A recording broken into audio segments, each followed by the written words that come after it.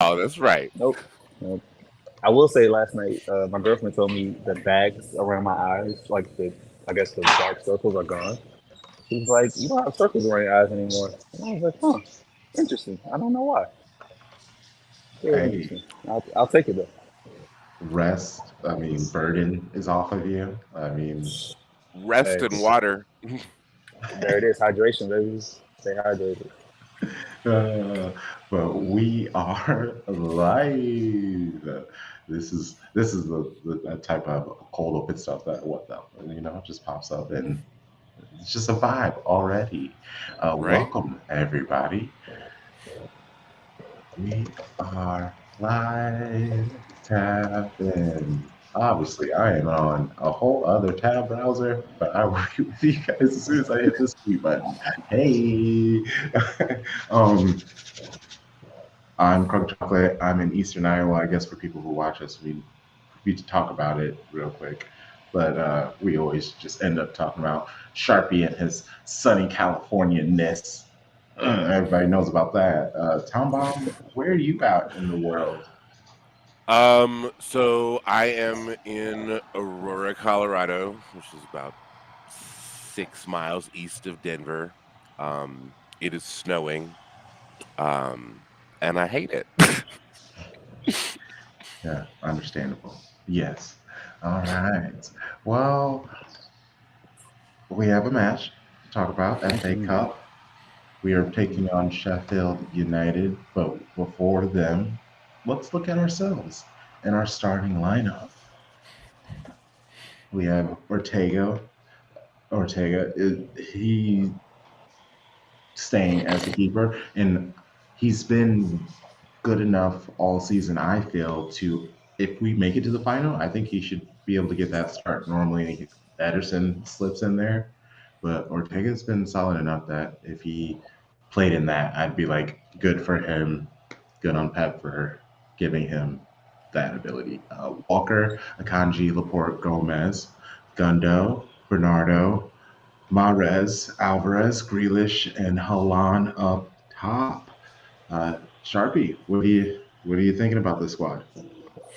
So I was waiting, counting down until 7:45, like so excited to see it, and I'm expecting a lot more changes. I believe if you look at the match from midweek against Bayern Munich, the new people are Walker, Gomez, Alvarez, and Mares. So you got and Ortega. So you really had five changes, which is a lot for most teams. But like if Pep wanted to do more, he could have. But I think it's a certain respect for the place in the season we are in, and after what happened last year, where we came off that grueling match against Atletico Madrid, and we rotated, and that was the Stefan Howler. I think he just said like, look, we can't mess around. So Holland, give me 45, give me 60. We got five subs, so by the end of the match, I think the whole thing could look different. But this is a lineup that says we want to win this, and we don't want to have any doubts about it. So I'm extremely excited. What about you, Tom? Pep said, "Squad rotation. I don't know her. I don't know her at all." um, I think what I'm most excited about is the possibility of Alvarez playing in the midfield. Right now, Fat Mob has us set up in a 4-2-3-1. Um, so, like that basically puts Alvarez as the playmaker or second striker under Holland with Grealish and Mares on the wings. Um, like, and I think it was a cup match the last time that Alvarez played in the midfield, and he played very, very well. So I am excited to see um, Alvarez in the midfield.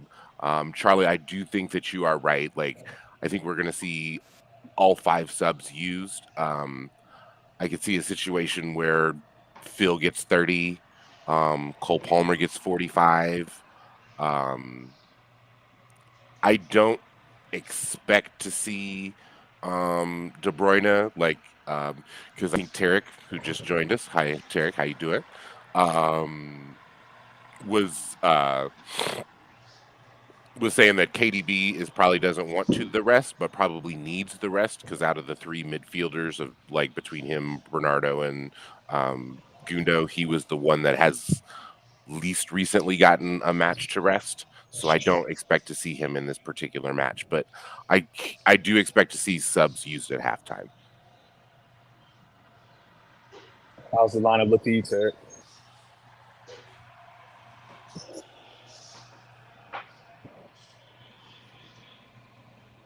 Oh, your audio's not working.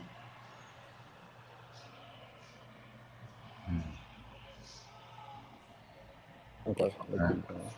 Uh, Sharpie, you want to give your thoughts? Yeah, I would say like to respond to Tom. I think I'm trying to think of subs, right? And I see, like, let's say you take Holland off, who do you bring on? Um, and it's I think the pecking order is definitely Phil, then Cole, and then I think Calvin is going to be really important, right? Calvin Phillips needs to come in, give Bernardo or Gundo that rest because they both work super hard midweek. Um, and you could even see Rico Lewis come in. Like there's a way where if we want to shift the formation a little bit, you could go to that back three of Walker, Kanji, Laporte, and you could play if you really wanted to have some fun with it. You could play Rico beside Calvin Phillips in that double pivot. It'll be fine. Like I don't think it'll be an issue. So I think because of the flexibility of our players, that gives Pep a lot of freedom to make subs. And again, Sheffield's going to give it a great go. Like they're not going to fold. But without McAtee and without Doyle, I don't see enough creativity on the pitch to really scare us.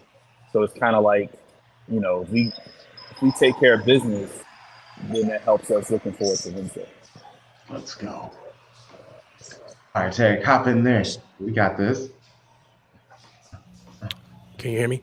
Yes, sir. Let's go.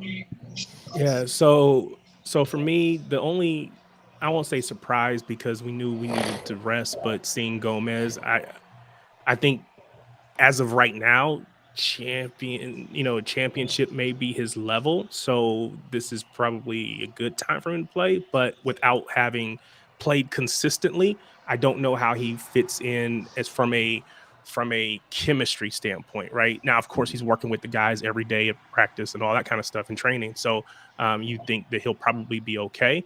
I'd be interested to see, and I don't know if you guys have already talked about it, to see if he's the one that drops into midfield or if we just abandon that and go what either a 4-4-2 or 4-4-1-1, 4-2-3-1, something like that.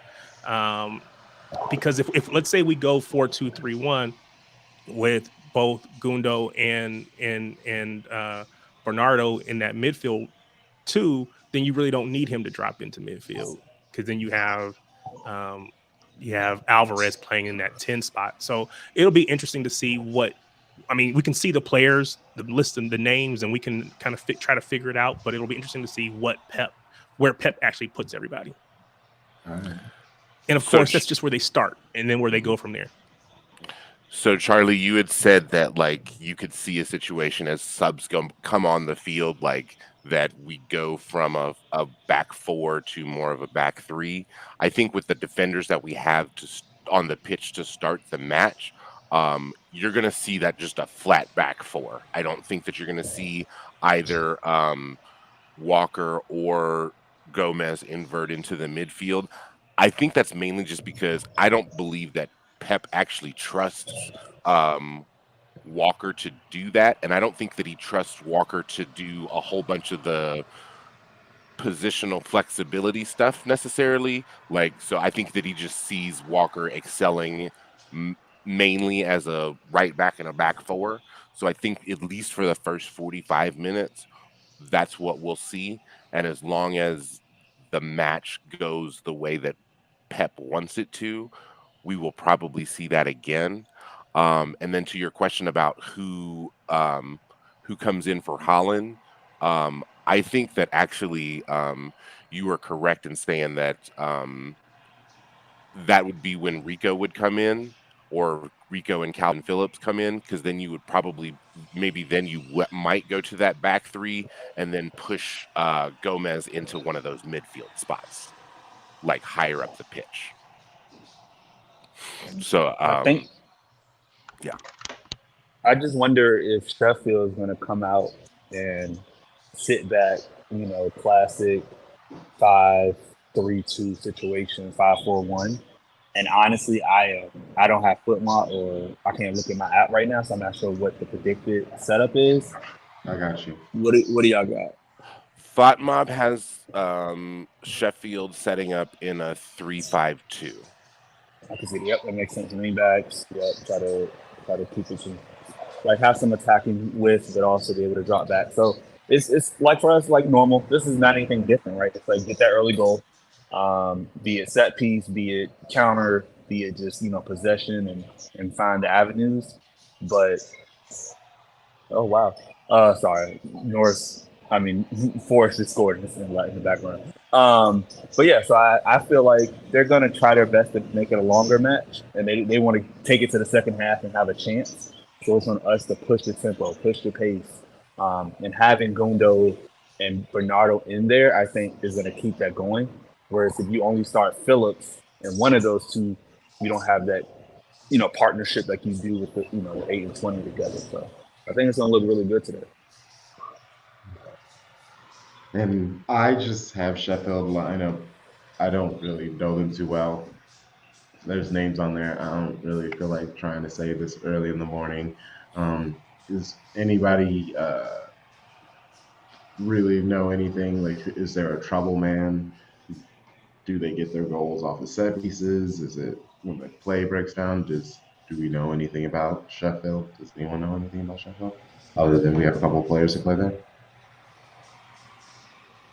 I think that's the biggest thing, right? Is like because those players are gone and they provide so much of the creativity and from the highlights that I get, based on like Lone Watch on City Extra or whatever, they're doing things every week. Um, so it's like to take that off, it would be like, hey, take off a Kevin De Bruyne and a Gundo, but don't have any backups, right? That have the same quality. So I feel like set pieces are going to be their only chance. Now, because we aren't starting our normal 4 to 5 center backs, we're a lot shorter today. We don't have those 5 players over 6 feet, right? We got two in Akanji and Laporte and Holland being the third to defend set pieces, but everybody else is under 6 feet. So I think like that would be Sheffield's goal is to try to like ugly it up, get that ball off the defender and just try to get it in, huff it down a pitch. Real Route One football, which I respect because they're at a talent disadvantage. But we have that's something we've seen before. I just think that Doyle's been so important for them, not just like he truly going box to box for them, like creating assists, creating chances as well as like defending. Um, I have a feeling that we're going to see a lot of Julian Alvarez making their midfield's life terrible. That's because that should be the game plan because that's where they're weakest. So I think that probably like I'm sure that if Pep really wanted to, like he would bring on like he would want KDB to come in and start, but like we said, he needs that rest. So um, I just think that that's probably going to be the place that we attack them the most. Yeah, I think that combination of Holland and Alvarez through the middle is going to be uh, it's going to be a nightmare. It's going to be a long match for their defense, and the key is just, of course, trying to keep us from getting the ball to them. But yeah, I think to your point about Tommy Doyle being such an integral part, and not just him, but even McAtee as well. But they're just such integral parts of their team that when you take them out, it's going to have an impact. So yeah, I think it'll be a long day for them. But when they talk about the magic of the FA Cup, or anything can happen, right? So we got to go out there and we got to handle our business. We. Someone said earlier about playing with high tempo, going get that early lead. If we kind of sit back in our lackadaisical and just kind of really slow in our build up, that plays into their hands. We need to go and push the issue, force the action. Um, they just I mean, no disrespect to them. They don't have the quality that we have. We will force them into mistakes. We will force them into bad positions, and we can take advantage. But if we just let them if we just kind of mosey around and whatever, then I think we play into their hands. Hmm. And to that point, I think that that's why you see the lineup as strong as it is, at least attacking wise. Like I think that Pep knows that, and especially like Sheffield is not a team that plays at like very large venues since they are in the championship. If City gets a goal in the first 10, 15 minutes and Wembley is rocking full of City fans, they're going to be shook. Like they're not going to know what to do. And since it's a cup competition, they're going to have to open themselves up and actually go for it. So then, like, they're going to be exposed. So that's why that goal in the first 10 to 20 minutes is so crucial. And Kronk, earlier you asked, what do we know about Sheffield? Like, what do we know? And I was like, oh, I forgot. I watched them play that tie against Wrexham.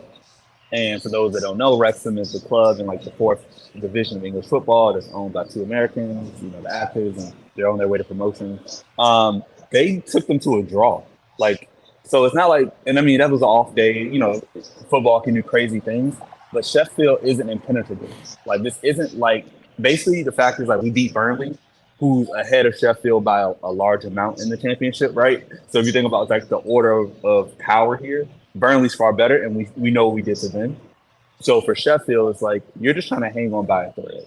And I honestly think like anything less than 4 goals today will be a surprise if we really want to think about it. In Pep's Sheffield presser, he mentioned because people asked, they were like, "Yeah, you're gonna rest, right?" And he was like, "Well, not really, because we have another match coming right up, and really, the whole grand scheme of things is we need to win every match. So I need to play all my starting players every match with the mentality that they need to win to keep things going, and he's only going to sub if he like has to. Like he has to look at his team and look where the resting is. And yeah, I think he's playing a strong side, not necessarily like yes, he wants to respect the FA Cup and everything, but really he just doesn't want any of his starting 11s to like relax or back down if they don't have to. So yeah, it is like give or take. And I wonder if like we're not going to see like the same lineup that we saw against Bayern Munich in if we're only going to see that in matches like Arsenal, in matches like the Real tie, just because we know that that is probably City's strongest lineup. I wonder if you're going to see like going forward, if you're going to see more players integrated into other matches, um, just to give those guys like those 11 key starters more of a rest. I agree with that, and I think the beauty of it is because you have, let's just call it 18 players, right? I know we have a squad of 23. You have 18 that really play. You have so many combinations that can go out there. It could be a front three with Alvarez, could be a front three with Holland. Alvarez could be a 10. Alvarez could be a winger. Like he's kind of like that Joker, same as Phil, right? He goes either side. We know Jack stays on the left, Riyad stays on the right, and then we go from there. It it does allow us to have our midweek lineup, which is the big boys, right? And then, and even you can even throw in Brighton into that as well, because you really have midweek matchups of Arsenal, two Real ties, and Brighton. And I think there's another one with West Ham, but like we're playing every 4 days the rest of the year. So it's super imperative that everyone's in a rhythm. And I think that's why Gomez gets to start today. We saw earlier struggles early in the year. I believe he had that Champions League, outing. But it's like you got to have confidence in all your players because Ake's injury might have forced Pep's hand, but you're still going to need Gomez, you know, to come in and start a couple of games. And Tarek, I know earlier we talked in the season about, I was all on Ake and you were like, hey, his injury history, like, how's he going to do? And I think it's pretty good that he's made it to the end of April. And this does seem like a knock, right? I didn't hear anything that's like he's going to be out for a month. So, but everybody needs rest. And I think like Gomez has to basically earn his keep now this time. I think, yeah. So I think in the beginning or earlier in the season, once we got rid of Cancelo, that's when Ake's injury record became a bigger issue because, we still could, roll Cancelo out on that left side and kind of give him a rest on occasion. Um, so not having that flexibility makes it a little bit more difficult. And so, we got to see how much growth Sergio Gomez has had behind the scenes, just working in practice, working in training, to see what he can do now. And this is where, you know, again, we don't know how long Ake is going to be out. We hope it's really short time, but this is where Pep and his management team his coaching staff are gonna earn their money, right? They're gonna, because if we have to roll Sergio Gomez out consistently, they're gonna have to get him ready to perform at this level, and we'll see. You know, And I'm all for Sergio Gomez. It's all vibes to me. This could not be true, but he's been pretty silent and he's just been grinding and he's getting his chances. And I pointed out how he made his post on IG, him next to KDB, working on his stuff. So, like, that says to me, even, hey, he's about to step out, but he's been focused and he looked decent the few times he's popped up. And I'm very excited about this chance for him. Tom Baum, what were you about to say? So Charlie, you had stated that we're gonna have, like, yes, the Ake injury forced Pep's hands with Sergio Gomez, but there's certain players that we're gonna have to trust. Does Calvin Phillips not starting in this match give anyone else pause that Pep is not ready to trust him in a match He's like he this? said so. He Mhm. basically yeah, I saw said some just that. comments. Yeah, he basically said that. Everything is still just moving too slow for him. And I mean, we could see it, but it's nice to hear that him say it out loud. I mean, and I think he's saying that out loud to almost get us to kind of relax back off him. Be like, we all see it, so relax. Yeah. And then, are there Yeah. any like final thoughts and score predictions so we can get out of here? I'll just say on Calvin's real quick. That is the hardest position in the whole system. Is the Hmm. six. And if you've never played it like we play it, you played a whole different role. Like Tom always talks about, he was a destroyer with Bielsa, right? He's in a true partnership when he plays in England with Declan Rice. This is not that. So I have no worries about his long term prospects. Some people are talking about selling him and moving on. Yada yada. It's like it takes time, guys. It takes time. But on the score prediction, I think I said 3-0 on the pod, but I'm feeling 4 right now with this lineup. So let's go 4-0 City. And then just to piggyback off of Sharpie's point, uh, remember Rodri's first season here? It was bad. It was Yeah. not cute for him. So, like, yes, this is the this is the most difficult position in Pep's system to learn, um, and especially since he is so opposite of coming from a club system that was so opposite of what Pep wants to do. It's going to take a while for Calvin Phillips to be the player that we wanted when we acquired him. I know that I said 2-1 on the podcast. I am feeling a little bit more confident right now, so I'm actually going Okay. to go with I'm going to go Okay. with I'm going to go with 4-1. I still think that we give up a goal, but I think that we create a lot of chances and finish them. The only thing, so I think we all want Calvin Phillips to succeed. We want him to excel. And I think there is a degree of time and patience that is necessary for him to do that. But I'll also say, though, when we compare Rodri's first season, Rodri had the extra difficulty of coming from a different league, right? He was coming from La Liga, coming over to, so he had to learn how to play in the Premier League as a whole with the pace, the physicality, all of that, plus learn how to fit into a Pep system. I think the expectation for Calvin Phillips was he wasn't going to have to need that adaptation because he's already playing in England. It was just getting up to speed on a Pep system. He's been hurt. It's not helped. It's been more difficult for him than I think we initially expected. I think we expected it to go a little bit faster because I think we thought that if he could play for Bielsa, he could play for Pep. And that has not proven to be true to this point. But again, there's the injury thing that's in there as well. That being said, I think I said 3-0 on the pod. I will stick with my 3-0. I'm looking at Sheffield's United's score, their results, and they're typically only giving up 1 or 2 goals per game. It's a lot of low scoring 1-0s, that kind of thing. Now again, they haven't played a team that has our firepower, so I think we go 3, but I don't know that it gets excessive. That being said, when you take out Tommy Doyle and James McAtee, that's going to have an effect. So we'll see. But I'm going 3-0. What you got?